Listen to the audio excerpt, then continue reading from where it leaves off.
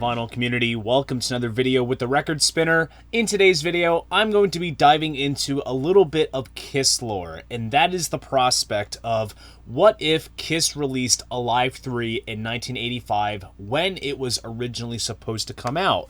It's certainly one of those general what ifs in KISStory, and it certainly makes for some fun speculation amongst KISS fans, and that's what the intent of this video is all about. There's a lot to dissect through, so enough of the chit chat. Let's jump into what this video is all about. So the idea to do this video came about from a Facebook post that I stumbled across recently, and it featured a photo of a fax that had the heading of Man of a Thousand Faces, which back in the day was Gene Simmons' own production company, and it does feature the money bag trademark that Gene rightly owns. Now I'm going to include a photo of this fax document, and while the ink has faded with time, it's still able to be made out, and it states as follows. For immediate release, to celebrate their sold-out Animalize World Tour, KISS will record their upcoming 16th album, Alive 3, on December 8th at Detroit's Cobo Arena. KISS Alive and Alive 2 sold multi-million copies worldwide and became the standard for live albums. The concert will also be an MTV in-concert special, broadcast to be announced.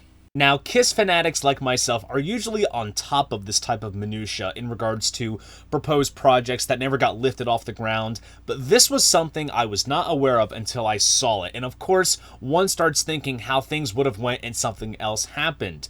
But here is what is indeed factual about the show at Cobo Hall in Detroit, Michigan on December 8th, 1984 during the Animalize tour.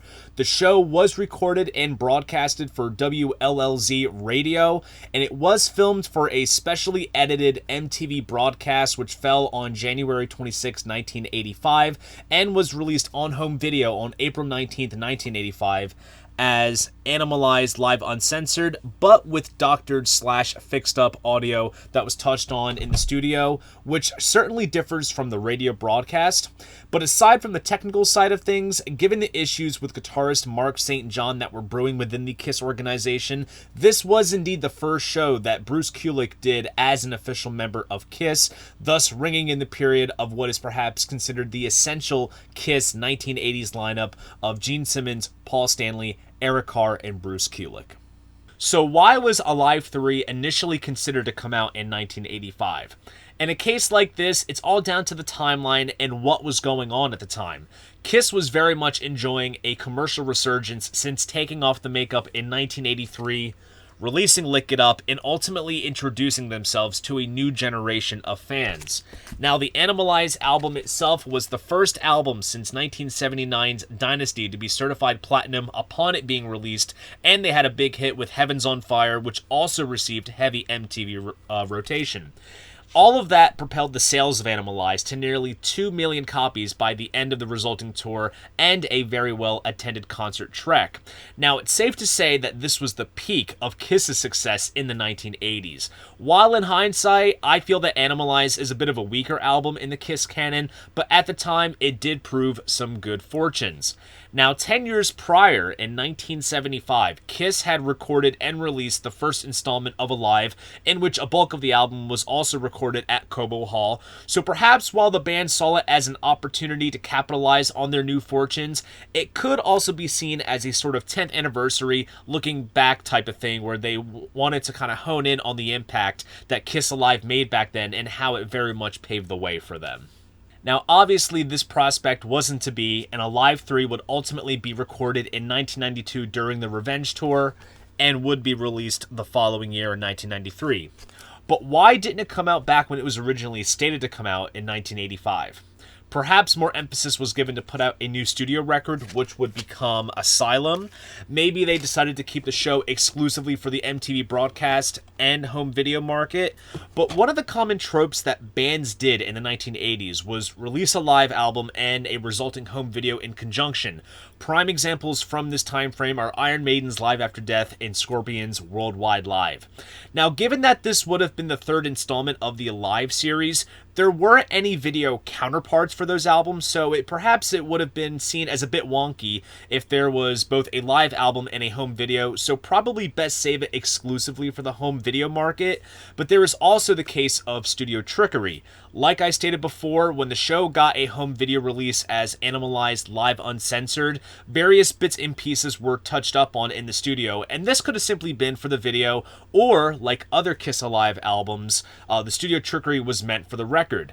But to go even further, King Biscuit Flower Hour recorded a Kiss show in Nashville during the Lick It Up tour in 1984, and there was a bit of studio trickery involved for the final broadcast compared to the recording of the full show. So maybe regardless of the platform, with the exception of a few, perhaps anything live is truly all smoke and mirrors. So let's say Alive 3 came out in 1985. What would the track list comprise of? Right off the bat, and this is ultimately proven with the Alive 3 that came out in 1993, there certainly will be some overlap of material that had appeared on the previous Alive albums, which sort of breaks this cycle of there being completely different tracks between the two.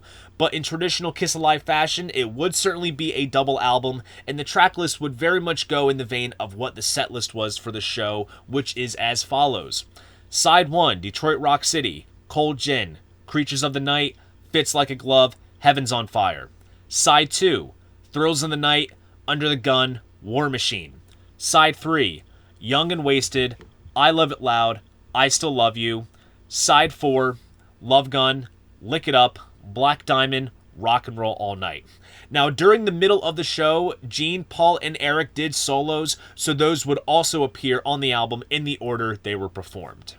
Any album in the Alive series typically follows the double live album formula, but in a hypothetical situation, what if they were to do a single LP of the tracks that hadn't appeared prior if they were to still follow the non-overlap rule?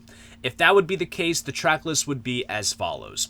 Side 1, Creatures of the Night, Fits Like a Glove, Heaven's on Fire, Thrills in the Night, Under the Gun. Side 2, War Machine, Young and Wasted, I Love It Loud, I Still Love You, Lick It Up.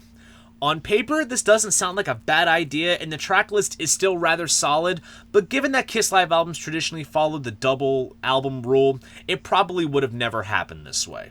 Now, I decided to have some fun with this concept and go as far as to design some potential front and back covers for this album. It very much follows the same blueprint of the artwork for Alive 2. The front cover features a rendering of the Kiss logo with zebra print, which was found on t-shirts from the Animalized tour. Of course, the Alive 3 text is in red in the stencil type font. I also included the scratching wall graphic, which was featured on the cover of the Animalized Live Uncensored video, along with a photo taken from the session that can be found on the cover of the video. The back cover features live photos that were featured in the Animalized tour program. As for other aspects, it could feature a gatefold photo of a wide shot of the stage, and it could also feature a booklet of live photos as well. So there you guys go. That is the prospect of what if Kiss released Alive 3 in 1985. What are your thoughts on this? Would you have liked to seen a different show or tour be recorded and released as Alive 3? The great thing about us Kiss fans is that we are so passionate enough to have our own opinions of this type of stuff, so please leave a comment down below. I'd love to know. If you enjoyed this video, please go ahead, give it a like, subscribe to the channel. See you guys in the next video, and most importantly, keep the records spinning.